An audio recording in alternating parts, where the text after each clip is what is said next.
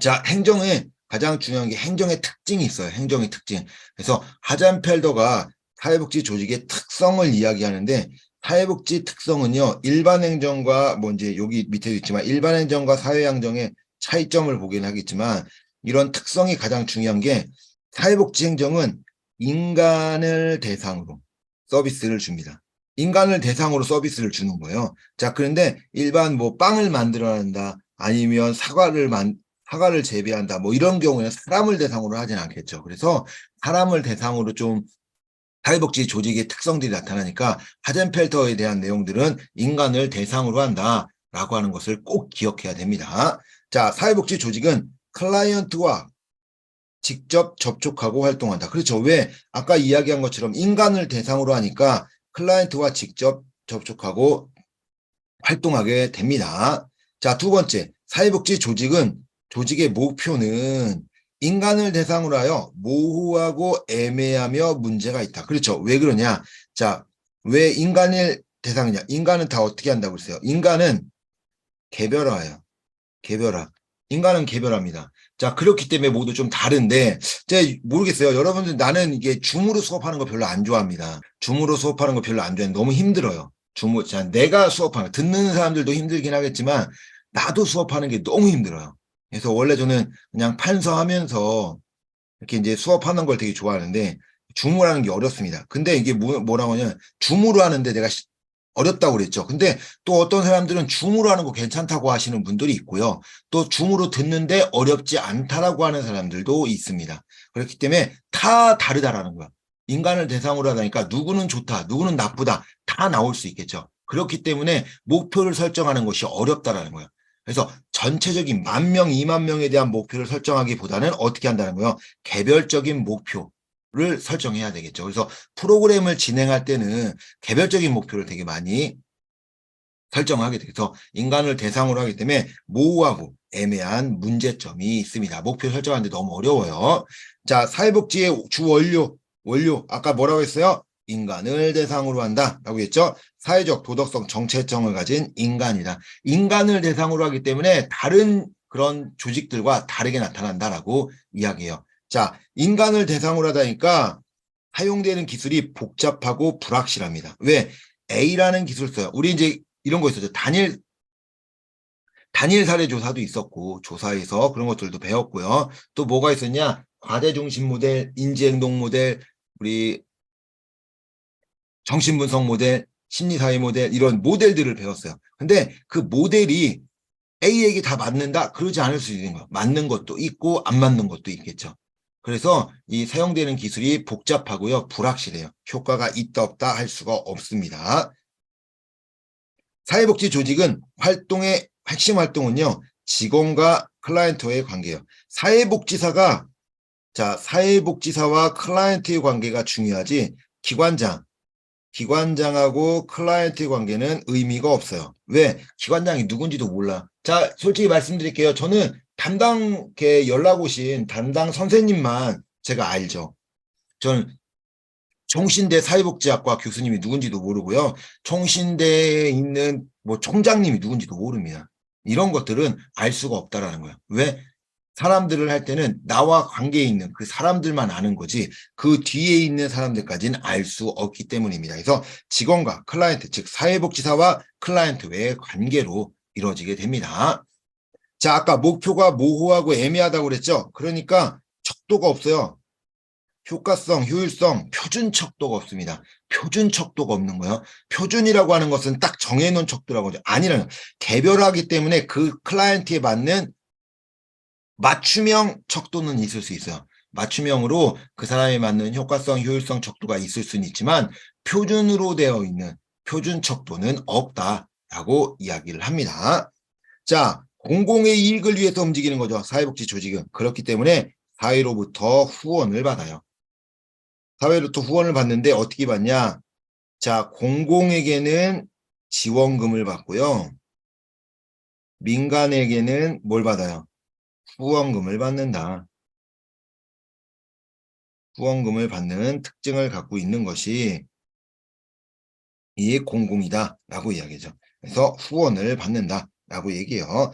자, 8번. 사회복지 조직은 외부 환경과 관계에서 가치와 이해관계 갈등에 있어 어려움을 겪는다. 그렇죠. 왜 그러냐면 사회복지는 가치 이해가 이제 다를 수 있어요. 사회복지가 생각하고 있는 가치와 우리가 이제 다른 외부 환경에서 뭐 보는, 뭐 예를 들어서 기금을 주고 후원금을 주는 그런 기관과 그 기업과 사회복지 조직의 그런 가치, 이런 게 안 맞을 수 있겠죠. 그래서 그것으로 인해서 갈등이 생길 수 있다는 거예요. 왜? 이 사회복지 조직은 우리가 이익을 얻으려고 하잖아요. 이게 이제 영리를 추구하지 않다 보니까 영리를 추구하지 않다면 돈을 벌려고 하지 않는데 기업들은 돈을 벌려고 하잖아요. 그러다 보니까 물건을 더 많이 팔아야 되고 조금 안 좋아도 그냥 넘어가야 되고 만 이런 것들이 있다라고 하면은 조금 문제가 생길 수 있다. 갈등이 생길 수가 있습니다. 자, 이것이 바로 사회복지 조직과 일반 조직의 특성이에요. 그래서 사회복지 조직의 특성이다라고 해서 요거 지금 얘기한 요 내용이 있죠. 요 내용을 조금 알고 있으면 됩니다. 왜 그러냐면 일반 행정과 사회복지 행정은 차이점이잖아요. 똑같다라고 얘기하는 거예요. 내용이 의미가 거의 다 비슷합니다. 자, 뭐냐라고 하면은 일반 행정과 차이점인데 사회복지 행정은 일반 행정과 관리에 관한 지식을 초월하는 범위를 갖는데요. 자, 달리 이제 그 관리하는 방법들이 달라진다라는 거죠. 왜? 사람에 대한 내용이잖아요. 사람을 관리하는 거예요. 클라이언트를 관리하고 뭐 이러다 보니까 이 그 행정과 일반 행정과 이 달리 이 관리하는 지식들이 초월하는 범위를 갖게 됩니다. 그래서 일반 행정이 갖고 있는 관리를 하고 있는 그런 특성들을 넘어선다라고 얘기하는 거죠. 사회복지 행정은 훨씬 더 넓은 범위를 갖는다라고 이야기합니다. 자, 2번 사회복지 행정은 전문 사회복지사의 수행에 크게 의존한다. 그렇죠. 아까도 이야기한 건 사회복지사와 클라이언트의 관계가 중요하다고 그랬어요. 그렇기 때문에 이 사회복지사의 직무 수행이 크게 의존할 수밖에 없다라고 이야기합니다. 자, 3번 지역사회 내 클라이언트 욕구 충족을 위한 독특한 성격의 서비스를 산출한다. 뭐예요? 독특한 선출이라고 얘기하지만 클라이언트의 욕구에 맞는 맞춤형 서비스예요. 맞춤형 서비스를 산출하게 됩니다. 클라이언트가 가지고 있는 욕구가 있죠. 그 욕구를 토대로 해서 욕구에 맞는 서비스를 주려고 하는 거죠. 자, 4번 사회복지행정관은 사회복지 조직의 운영에 있어 지역사회에 대한 책임을 갖고 지역사회에 밀접한 관련을 가져야 된다. 그렇죠. 이 지역사회에서도 문제가 생기기 때문에 사회복지사는 이 지역사회에 대한 책임을 갖고 지역사회에 어떤 문제가 있는지 이런 관련들을 가져야 됩니다. 자, 사회복지행정관은 또는 관리자를 포함한 모든 구성원이 행정에 참여하며 이 과정에서 조직의 목표 달성은 크게 영향을 미친다. 그렇겠죠. 원래 사회복지행정은 모든 그런 직원들이 다 달려들어서 행정에 참여하게 돼요. 그렇기 때문에 다른데 일반 행정 같은 경우에는 그렇지 않고 중요한 사람들만 그 행정에 참여하고 밑에는 일만 하겠죠. 자, 이런 것들처럼 참여하게 되면서 크게 참여하게 되고요. 행정에 참여하면은 원래 뭐라 할까요? 행정에 참여했으니까 내가 이제 좀 더 열심히 해야 된다고 하는 생각들을 할 수 있겠죠. 그래서 조직의 목표 달성에 크게 영향을 미치게 됩니다. 자, 이것이 이제 사회복지 행정의 특성이다. 사회복지 행정과 일반 행정의 차이점이다. 라고 얘기할 수 있겠죠. 자, 그리고 우리가 이제 이런 것들도 알아야겠죠. 행정의 특징이니까. 자, 국가의 이념, 개발 방향, 정책 등의 내용에 따라 결정됩니다. 사회복지 행정은요, 사회복지, 즉 국가가 어떤 이념을 갖고 있고 어떤 정책을 만들었느냐에 따라 사회복지 행정은 그렇게 움직일 수밖에 없습니다. 왜 그럴까요? 국가의 지원금을 받고 움직이기 때문에 그 국가의 정책을 가지고 움직일 수밖에 없다. 사회적으로 인지된 욕구 충족을 위한 방법을 적용하게 됩니다. 자, 사회적으로 인지된 욕구 충족이요. 즉 개인이든 주민들이 이 욕구가 충족이 안 됐잖아요. 그래서 그 욕구를 충족하기 위한 방법으로 사회복지 행정을 한다는 거죠. 그래서 인간의 삶의 질을 향상시키려고 하는 것이 사회복지 행정이다라고 이야기합니다. 자, 사회복지행정은 이윤 추구, 가격 관리 등의 목적을 두지 않아요. 아까 비영리라고 했어요. 비영리. 영리를 추구하지 않는다 해서 비영리라고 했죠. 자, 그런 것들처럼 영리를 추구하지 않고 대상자와 지역사회에 대한 윤리, 공적 책임, 전문 관리 등의 주안점을 두게 됩니다. 뭐 이런 내용들이 뭐 단어만 다를 뿐이지 위에 있는 일반 행정과의 차이점이라든지 조직의 특성이라든지 이런 것들이 내용이 유사하다라고 이야기할 수 있습니다. 자, 사회복지행정은 복지 정책의 목표를 달성하는데 이행 수단 방법 선택, 서비스 조직과 기구 이런 거에 관심을 갖게 됩니다. 그래서 어떤 방법을 선택하고 할 거냐, 서비스 제공 조직과 기구는 어떤 기구들이 있는가, 그 제공하는 그 조직이 우리한테 어떻게 해주는가 이런 것들에 관심을 갖게 되는 겁니다. 그래서 일반 행정과는 너무나 다른 행동 등을 하는 것이 이 사회복지 행정이다라고 이야기해요. 자, 1번 사회복지 조직의 특성으로 옳은 것은 조직의 특성입니다. 클라이언트와 직접적인 접촉을 피한다. 아니죠. 접촉을 한다고 그랬잖아요. 접촉을 해서 클라이언트와 사회복지사의 관계가 중요하다라고 얘기했죠. 다른 것보다 이게 더 중요하다. 2번 정부 외의 지원은 받지 않는다. 후원금, 민간에서 후원금을 받습니다. 자, 조직의 성과에 객관적 증명이 쉽지 않다. 그렇죠. 왜요? 효율성, 효과성, 뭐 아니면 애매모호하다고 했죠. 모호해서 표준 척도가 없다고 그랬어요. 그러니까 조직을 객관적으로 증명하기 어렵죠. 주관적으로는 증명이 가능할 수 있겠지만 척도가 없기 때문에 객관적으로 증명하기는 쉽지가 않습니다. 자, 4번 법률과 규칙에 의해 운영되므로 전문성은 중요하지 않다. 아니요, 우리 전문가가 들어갑니다. 전문성 중요하죠. 자, 기업 조직과 비교할 때 대표적 차별성은 효율성은 중요하게 느낀다는 점이다. 그렇죠. 효율성. 그러니까 우리가 기업을 비교할 때 효율성을 중요하게 생각하는 거예요. 누가? 기업 조직이. 근데 사회복지 조직은요, 효율성 이런 거 그렇게 중요하게 생각하지 않아요. 그 효율성을 중요하게 생각하기보다는 클라이언트의 그 인간의 삶의 질 향상을 시키려고 하니까 효과성이겠죠.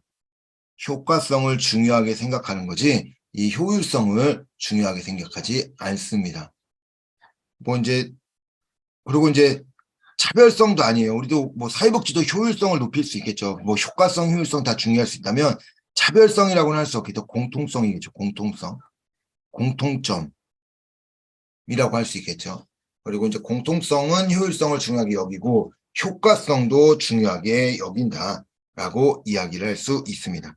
그래서 기업 조직도 효율성을 한다라고 하지만 뭐 사회복지 조직도 효율성을 중요시 생각할 수 있겠죠. 그래서 효율성과 효과성을 중요하게 여긴다라고 이야기합니다. 자, 그러면 옳은 거니까 정답은 3번이네요. 조직 성과 이거를 객관적으로 증명하기는 쉽지 않다라고 이야기합니다. 자, 2번 사회복지 행정의 특성으로 옳지 않은 것은 옳지 않은 거네요.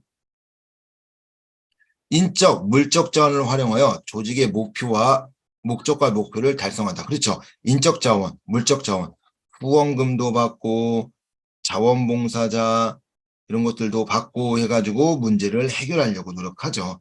자, 맞네요. 자, 2번 지역사회 욕구를 충족시키기 위한 활동이다. 그렇죠. 지역사회 욕구 아니면 그런 지역 주민들의 욕구를 충족시키기 위한 행동이 사회복지 행정이다 라고 이야기할 수 있습니다. 자, 3번 사회복지 행정관은 대안 성생 시 가치 중립적이어야 된다. 가치 중립은 좌로나 우로나 치우치지 않는 것이 가치 중립이죠. 근데 그게 아니라 가치 중립이 아니죠. 올바른 가치를 가지고 이 가치를 지향해야 되겠죠. 어려운 사람, 어려운 클라이언트를 생각하면서 클라이언트에 유리하게끔 이런 대안을 선택해야 되지 중립적으로 누구나 다 같이 이렇게 할 수는 없다라고 얘기합니다. 그래서 가치를 좀 사용해야 돼요. 그래서 내가 가지고 있는 가치를 아니면 기관의 가치를 잘 활용해야 됩니다. 가치를 중립적이진 않아요. 자, 4번. 사회복지 조직이 제공하는 서비스는 전문적인 성격을 가지고 있다. 그렇죠. 전문가가 주기 때문에 전문적 서비스가 되게 됩니다. 자, 5번. 사회복지 행정관은 조직 운영에서 지역사회 협력의 중요성을 인식해야 된다. 그렇죠. 왜요? 지역사회에서 후원도 해주고 자원봉사도 해주기 때문에 지역사회 협력이 중요하다라고 이야기를 합니다. 자, 옳지 않은 거 정답 3번이네요. 자, 3번. 방금 이야기한 것처럼 올바른 가치, 즉 클라이언트에게 받는 이런 선택을 해야 되지 가치 중립적으로 생각할 필요는 없습니다. 자, 5번 사회복지 행정관은 했죠. 자, 3번 사회복지 행정의 특성에 관한 설명으로 옳은 것을 모두 고른 것은 자, 옳은 겁니다. 자, 기업 사회복지 조직은 외부 환경에 대한 의존성이 낮다. 아니죠. 사회복지는요 의존성이 상당히 높습니다. 자, 왜 그러냐면 사회복지는 자생을 할 수 없어요. 자생을 못합니다. 후원금과 지원금 요걸로 움직이기 때문에 자생을 하지 못해서 의존성은 높을 수밖에 없어요. 자, 닉은 일선 사회복지사는 클라이언트의 재량권을 행사할 수 있다. 자, 일선 사회복지사는 클라이언트에게 재량권을 행사할 수 있대요. 맞나요? 그렇죠. 위치에서 오는 권위와 권한이 있다고 했잖아요. 실천론에서 클라이언트에게 대하는 것처럼 이 권위와 권한을 줄 수 있다라고 이야기합니다. 그래서 재량권을 행사할 수 있어요. 왜? 담당 사회복지사이기 때문에 클라이언트에게 뭐 과제를 낸다든지 이런 것들을 할 수 있겠죠. 디귿, 클라이언트 서비스 대상으로서 인간을 가치 중립적인 존재로 가정한다. 뭐 가치 중립적으로 인정하는 것도 좋긴 하겠지만 가치를 중립으로 보지 않고 개별화를 해야 되니까 개별화를 하기 때문에 그 가치들을 인정해야 되겠죠. 중립으로 보지 않고 클라이언트가 가지고 있는 그런 가치들을 인정해 줘야 됩니다. 자, 리을 클라이언트가 서비스 생산 과정에 참여하여 영향을 미친다. 그렇죠. 뭐 하는 거예요? 욕구 조사를 하잖아요. 욕구 조사를 해가지고 그 욕구 조사를 통해서 그 문제들을 해결하려고 하는 거죠. 자, 그래서 클라이언트가 서비스 생산 과정에 참여해서 영향을 미치게 됩니다. 자, 옳은 거네요. 옳은 거. 자, 일선 사회복지사는 클라이언트에게 재량권을 행사할 수 있다라고 제가 이야기했고요. 클라이언트가 서비스 생산 과정에 참여하여 영향을 미칠 수 있겠죠. 욕구 조사로. 자, 옳은 거니까 정답은 3번이네요. 니은, 니을이 되겠습니다.